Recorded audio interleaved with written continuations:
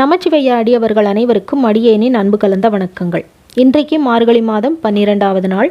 இன்றைக்கு நாம் பாராயணம் பண்ண வேண்டிய திருப்பாவையினுடைய 12வது பாசுரம் என்ன, திருவம்பாவையினுடைய 12வது பதிகம் என்ன, அதனுடைய பொருள் என்ன அப்படிங்கிறத பற்றியெல்லாம் இன்றைக்கி பதிவில் பார்க்கலாம். முதல்ல திருப்பாவையினுடைய 12வது பாசுரம் என்ன அப்படிங்கிறத பார்ப்போம்.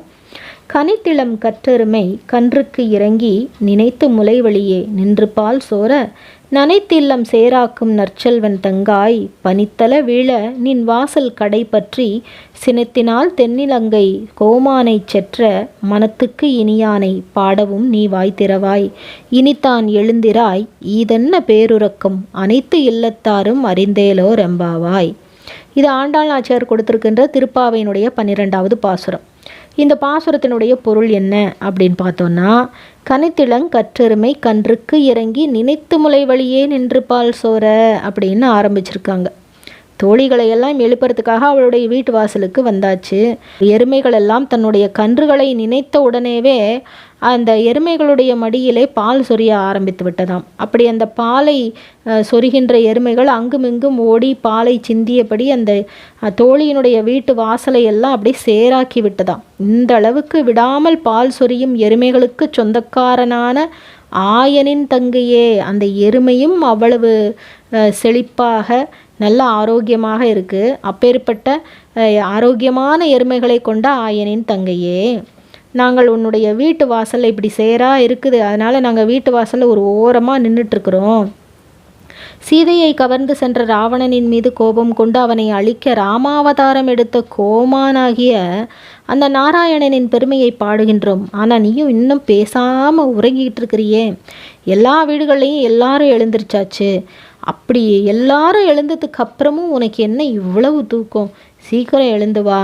கீழே உன்னுடைய வீட்டு வாசல்லாம் சேராக இருந்து அதுவும் குளிர்ச்சி, மேலே பனியினுடைய குளிர்ச்சி, இத்தனையும் தாண்டி உன்னையும் எழுப்பிட்டு தான் போகணும், நீயும் வழிபாடு பண்ணணும் அப்படிங்கிறதுக்காக நாங்கள் எழுப்புகிறோம், சீக்கிரம் வா அப்படின்னு கூப்பிடுறாங்க தோழிகள்.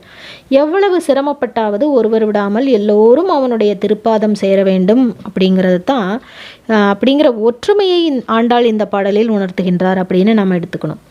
அடுத்ததாக திருவம்பாவையினுடைய 12வது பதிகம். ஆர்த்த பிறவி துயர்கட நாம் ஆர்த்தாடும் தீர்த்தன்னல் தில்லை சிற்றம்பலத்தே தீயாடும் கூத்தன் இவ்வானும் குவலயமும் எல்லோமும் காத்தும் படைத்தும் கரந்தும் விளையாடி வார்த்தையும் பேசி வளை சிலம்ப வார்கலைகள் ஆர்ப்ப அரவம் செய்ய அணிகுழல் மேல் வண்டார்ப்ப பூத்திகளும் பொய்கை குடைந்துடையான் பொற்பாதம் எத்தி இருஞ்சுனை நீராடேலோ ரெம்பாவாய். இது மாணிக்க வாசக பெருமான் கொடுத்திருக்கின்ற திருவம்பாவையினுடைய 12வது பதிகம்.